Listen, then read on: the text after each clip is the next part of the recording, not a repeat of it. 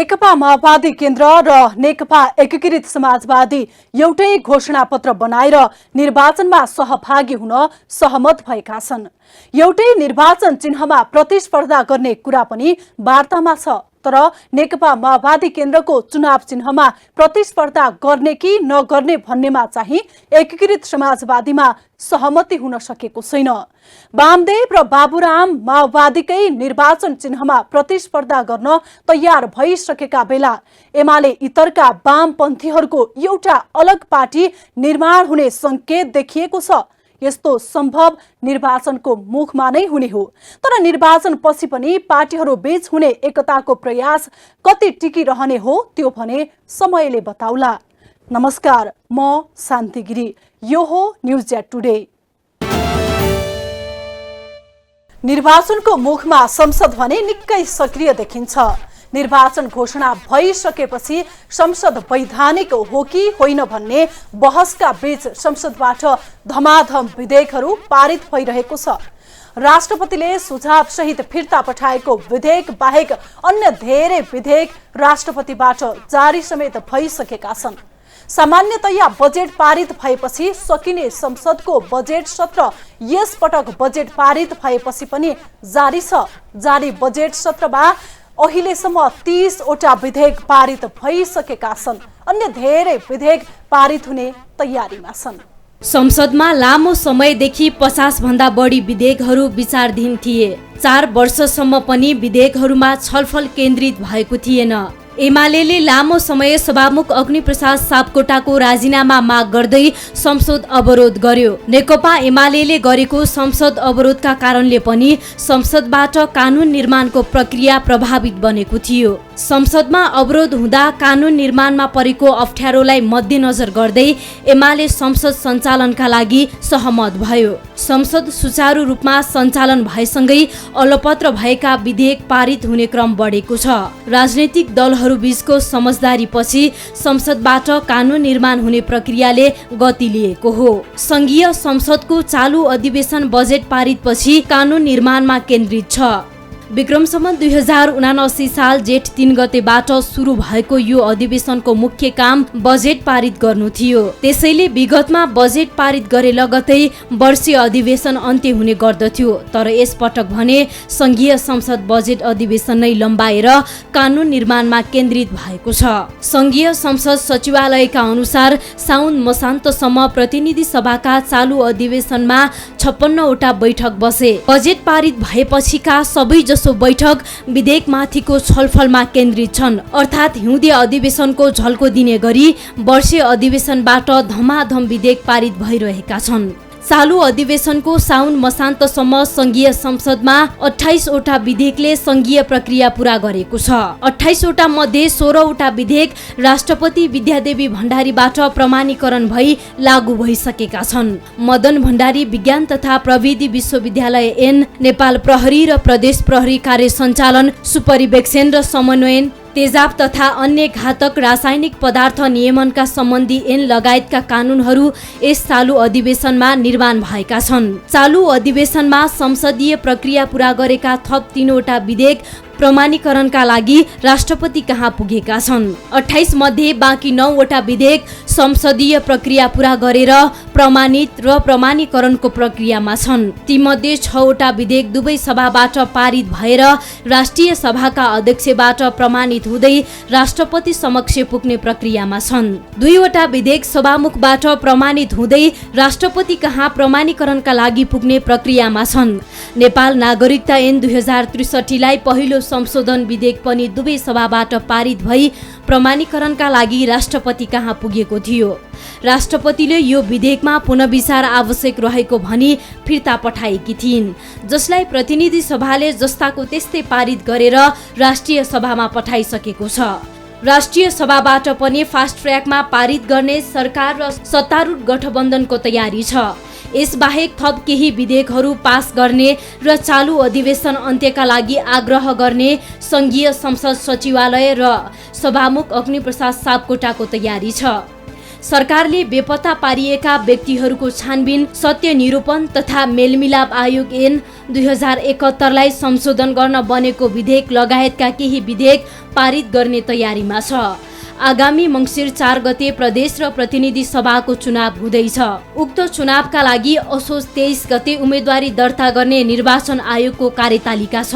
असोज महिना नलाग्दै नेताहरू निर्वाचन क्षेत्र केन्द्रित भइसक्ने अनुमानका आधारमा भदौ महिनाभित्रै संसदबाट पारित गर्न सक्ने विधेयकहरू अगाडि बढाउने तयारी संघीय संसद सचिवालय, सरकार र सत्तारूढ दलहरूको देखिन्छ। यस्तै राष्ट्रिय सभामा 23 वटा विधेयक विचाराधीन छन्, जसमा भ्रष्टाचार निवारण, अख्तियार दुरुपयोग अनुसन्धान आयोग ऐन संशोधन विधेयक, अध्यागमन विधेयक, प्रतिलिपि अधिकार विधेयक छन्। विद्युत विधेयक, सार्वजनिक प्रशासन विधेयक, सुरक्षा मुद्रण, सामाजिक सुरक्षा र संवैधानिक परिषदसँग सम्बन्धित विधेयक विचाराधीन छन्। तीमध्ये भ्रष्टाचार निवारण तथा अख्तियारका विधेयक विवादका कारण अघि बढ्न सकेका छैनन्। चालु अधिवेशनबाटै यी विधेयक टुङ्गो लाग्ने सम्भावना कम छ। सामान्यतया युवाहरूमा खेल तथा खेलाडीहरूप्रति क्रेज हुनु स्वाभाविक कुरा हो, तर यो खेल या खेलाडी प्रतिको क्रेज आसक्तिको हदसम्म जाँदा त्यसको नकारात्मक असर पनि हुने गर्छ। खेलको आसक्तिका कारण आत्महत्या, हत्यादेखि अन्य अपराध पनि भएको विश्वभरि उदाहरण पाइन्छन्। खेल या खेलाडी प्रतिको अति आसक्ति मानसिक रोग पनि हुन सक्छ। सामान्य खेल या खेलाडी प्रतिको क्रेज र मानसिक रोगसम्म हुन सक्ने आसक्ति कसरी छुट्याउने, यसको जानकारी हुनु जरुरी छ। विशेष गरी युवा अनि कलिला उमेरका बालबालिकाहरू यस्तो आसक्तिमा फसेर अप्रिय कदम चाल्न सक्छन्। हरेक खेलाडीको आफू र आफ्नो खेल प्रतिको आत्मविश्वास नै सफलताको सूत्र हो। प्रदर्शन उत्तम वा खराब हुने कुरा हरेक खेलाडीको मस्तिष्कले तय गर्ने अध्ययनहरूले देखाएका छन्। खेलकुदमा जित वा हारको निर्धारण धेरै हदसम्म खेलमा संलग्न खेलाडीहरूको मनोविज्ञानमा निर्धारण हुन्छ। मनोविज्ञान एक विषय शास्त्रीय सिद्धान्त हो जसले बायोमेकानिक्स र साइकोलोजी लगायतका क्षेत्रहरूमा प्रभाव पार्ने गर्दछ। मानिस स्वस्थ हुनका लागि शारीरिक मात्र नभएर मनोवैज्ञानिक रूपमा पनि पूर्ण रूपमा स्वस्थ भएको हुनुपर्छ। यस्तै एक खेलाडी पनि मनोवैज्ञानिक रूपमा यही कारणले खेलाडीहरू तथा प्रशिक्षकलाई समेत समय समयमा मनोवैज्ञानिक परामर्श दिने गरेको पाइन्छ। खेलकुदको मनोविज्ञान एक निश्चित प्रतिष्ठा, अधिकार र सम्भावना भएको अनुशासन पनि हो। नेपालमा संस्थागत रूपमा खेलकुद विकासको थालनी भएको 6 दशक पुगिसकेको छ, तर त्यो भन्दा अघिदेखि नै पर्याप्त मात्रामा खेलकुदका गतिविधि भने हुने गरेको पाइन्छ। विक्रम सम्वत 2015 सालमा राष्ट्रिय स्वास्थ्य तथा खेलकुद परिषद गठन भएपछि संस्थागत रूपमा खेलकुद विकासको जग बसेको हो। तर विक्रम सम्वत 2021 सालमा राष्ट्रिय पञ्चायतबाट खेलकुद ऐन पारित भएपछि राष्ट्रिय खेलकुद परिषदको औपचारिक रूपमा सुरुवात भयो। औपचारिक रूपमा खेलको विकास भएको छोटो समयमै देशले धेरै खेलका पारखी पाइसकेको छ। मानिसहरू अरूको कुरा गरेको सुनेर वा हेरेको देखेर पनि विभिन्न खेलहरू हेर्न सुरु गर्छन्। त्यसपछि बिस्तारै खेल प्रतिको रुचि नै नहुनेहरू नै धेरै हेरिरहन थाल्छन् र बानी नै त्यही हुन्छ।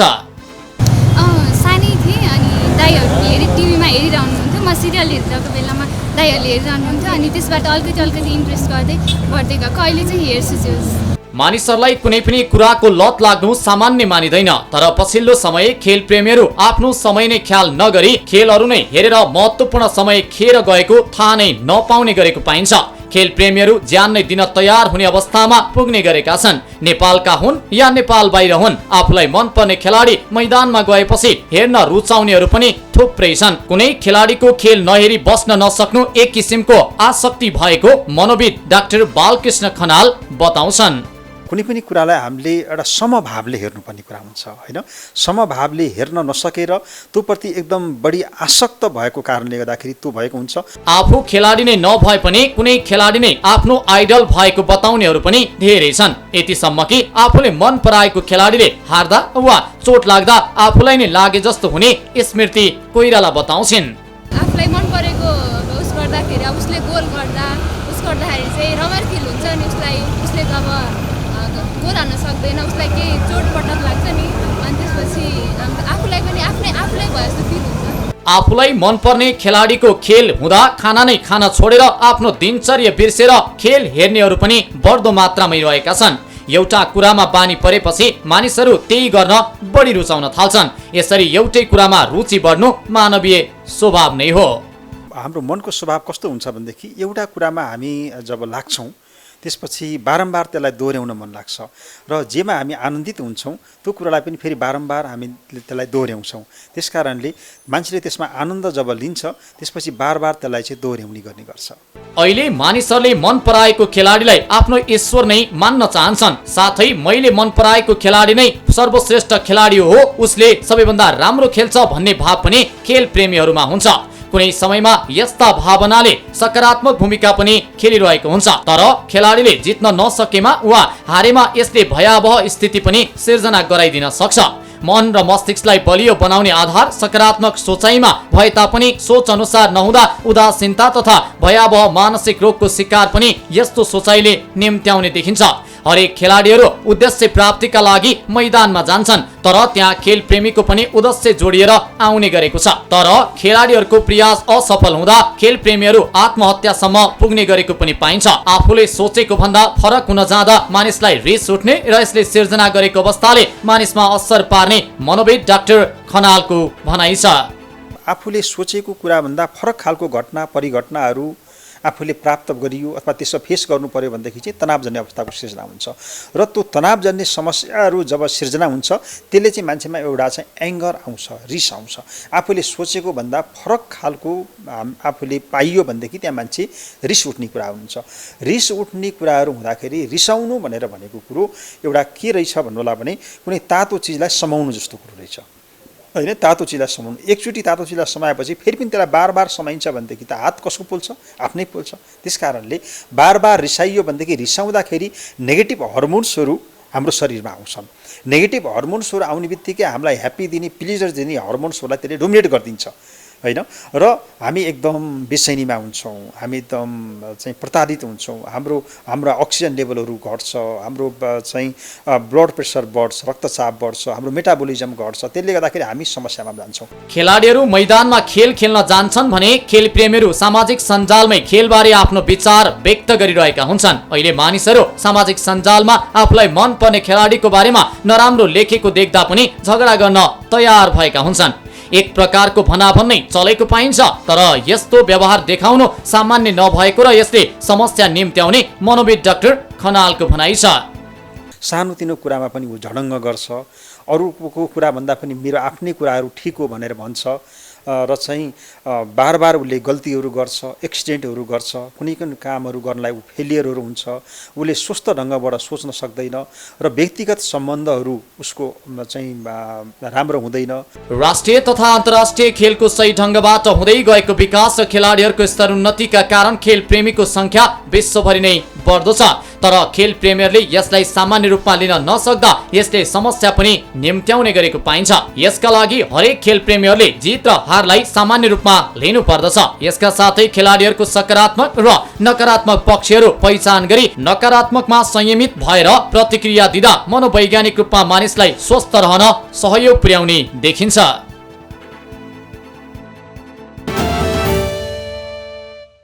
काठमाडौँका मेयर र धरानका मेयर बीचको जुहारी सामाजिक सञ्जालमा निकै भाइरल भयो। धरानका मेयर अझै कटाक्ष गरिरहेका छन् भने काठमाडौँका मेयर अहिले चुप छन्। सर्वोच्च अदालतले नर्भिक अस्पतालले अवैध प्रयोगमा ल्याएको सरकारी जग्गाका सम्बन्धमा फैसला नगरेपछि सामाजिक सञ्जालमा कटाक्ष गरेका मेयर बालेनले अहिले सडक अतिक्रमण रहित बनाउने अभियान थालेका छन्। सडक पेटीहरूमा रहेका साना पसल हटाइएका छन्, तर ती पसलहरू हटाइएका ठाउँ अहिले पार्किङ बनेका छन्। काठमाडौँको सडक अहिले पनि व्यवस्थित छैन।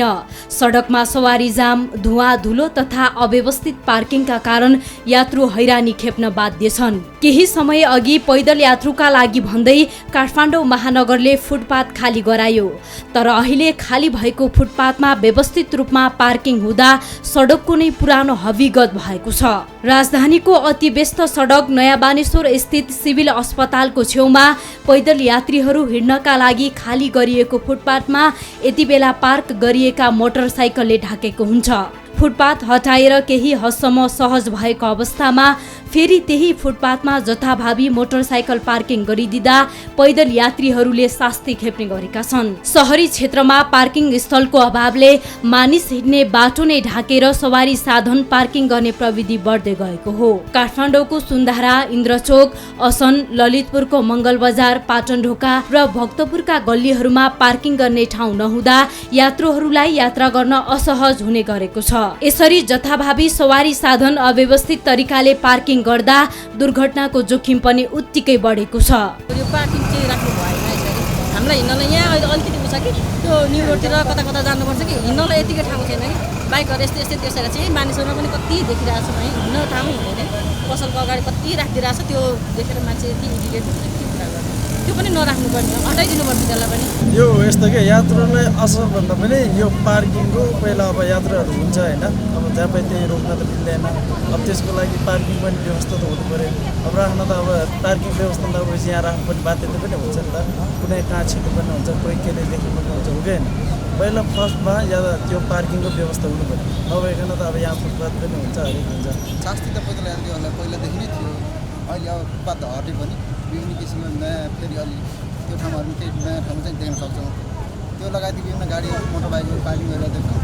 त्यसले गर्दा फुटपाथ गरी खाने सरबार वर्गलाई चाहिँ असर परेको जस्तो लाग्छ मलाई चाहिँ। गत असारमा काठमाडौँ महानगरपालिकाले फुटपाथमा कुनै पनि व्यापार व्यवसाय सञ्चालन गर्न नपाइने नीतिको बारेमा स्पष्ट पारेको थियो। महानगरको नीति अनुरूप कुनै पनि समयमा सडकको किनारा र छेउछाउमा बसेर सामान बिक्री वितरण गर्न नपाइने जनाइएको थियो।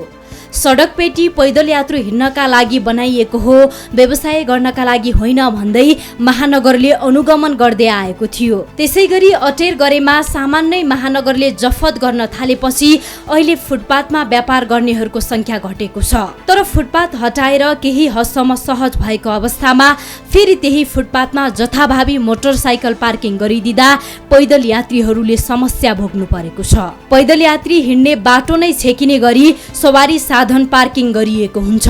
कतिपयले सडक पेटी अतिक्रमण गरेर व्यापार गर्ने विरुद्ध कारबाही बढाउनु पर्ने बताएका छन् भने कतिपयले महानगरको कार्यशैलीको विरोध गर्दै विकल्प तयार नगरी गरिबमाथि भइरहेको कारबाही रोक्नुपर्ने बताएका छन्। तर यसरी चौतर्फी विरोधको सामना गर्दै हटाइएको फुटपाथमा पैदल यात्रुलाई यात्रा असहज हुने गरी मोटरसाइकल पार्किङ गर्न नहुने सर्वसाधारणहरूले बताएका छन्। महानगरले विक्रमसम्म 2075 साल वैशाख 12 गते नगर कार्यपालिकाको निर्णय बमोजिम सडक पेटीमा पार्किङ गरिएका सवारी साधनलाई कारबाही गर्दै आएको छ।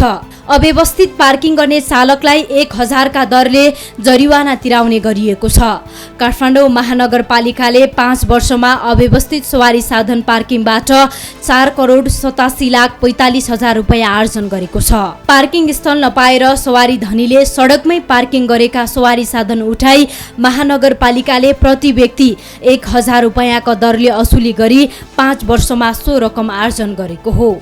आर्थिक वर्ष 2074-75 मा 91,95,000, 75-76 मा 1,21,51,000 रुपैयाँ आर्जन गरेको थियो। त्यस्तै महानगरले आर्थिक वर्ष 2076-77 मा 1,95,09,000, 77-78 मा 73,07,000 र 78-79 मा 90,90,000 आर्जन गरेको छ। जामको मुख्य कारण नै अव्यवस्थित पार्किङ हो। भित्री सडकमा देखिने समस्याले मुख्य सडक मार्गमा सवारीको जाम बढ्ने गरेको छ। प्रहरीले जथाभावी पार्किङ गर्नेको गाडी लक गर्ने र काठमाडौँ महानगरले नगर प्रहरी खटाएर सवारी उठाउँदै शुल्क समेत तिराउँदै आए पनि अव्यवस्थित पार्किङको समस्या भने जिउका तिउ छ। ट्राफिक प्रहरीले समेत अव्यवस्थित पार्किङको समस्यालाई प्रभावकारी रूपमा काम गर्न सकेको छैन। पार्किङको भरपर्दो व्यवस्थापन गर्नुपर्ने महानगरले पार्किङ क्षेत्र तोकेर व्यवस्थापन गर्न सकेको छैन।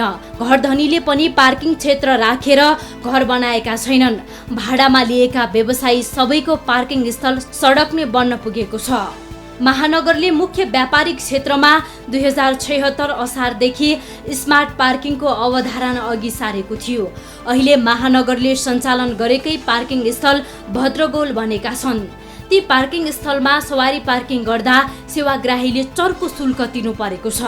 दरबार मार्ग, वीर अस्पताल, खिचापोखरी सडक, पिउखा मार्ग, विशाल बजारबाट इन्द्रचोक जाने सडक, धर्मपथमा महानगरको स्मार्ट पार्किङ सञ्चालनमा छ।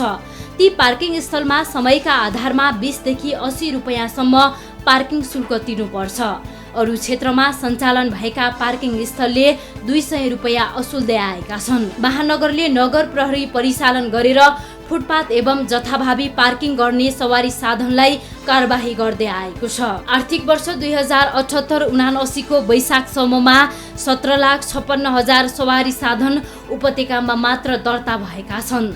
तीमध्ये 14,23,000 मोटरसाइकल दर्ता भएको काठमाडौँ उपत्यका ट्राफिक प्रहरी कार्यालयका सूचना अधिकारी राजेन्द्र प्रसाद भट्टले जानकारी दिए। उनका अनुसार उपत्यकामा दैनिक 12 लाखको हाराहारीमा सवारी साधन गुड्छन्। धेरै ठाउँमा महानगरले सडकमै शुल्क उठाएर पार्किङ गर्न छुट दिएका छन्। कतिपय ठाउँमा टोल सुधार र व्यक्तिहरूले नै शुल्क उठाएर पार्क गर्न दिइरहेका छन्।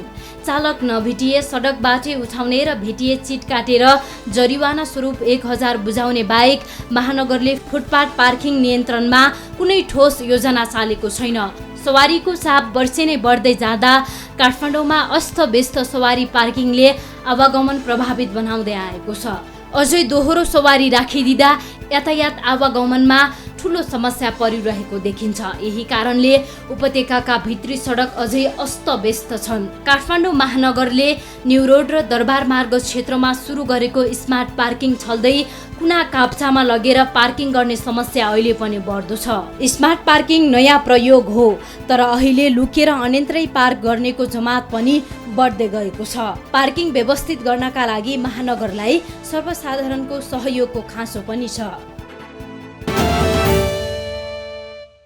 काठमाडौँमा फोहोर उठ्न सुरु भएको छ, तर कति दिगो हुने हो, सिस्टोलवासीहरूसँगको सम्झौता कहिलेसम्म कायम रहने हो, अझै अनिश्चित नै छ। तर काठमाडौँका मेयर केही समय अघिदेखि आफूले थालेको काम पूरा गराउने अभियानमा जुटेका छन्। यता कतिपय अवस्थामा सर्वोच्च अदालत तगारो हुने गरेको छ। अदालतमा कसैले उजुरी दिए अदालतले त्यो उजुरीमाथि सुनवाई गर्नु सामान्य कुरा हो, तर फैसला लामो नतन्काएर तत्काल गरिदिए काम गर्ने निकायलाई सहज हुने थियो। हस्त आजलाई न्युज एट टुडे यति नै। हामी सबैलाई बिदा दिनुहोस्। नमस्कार।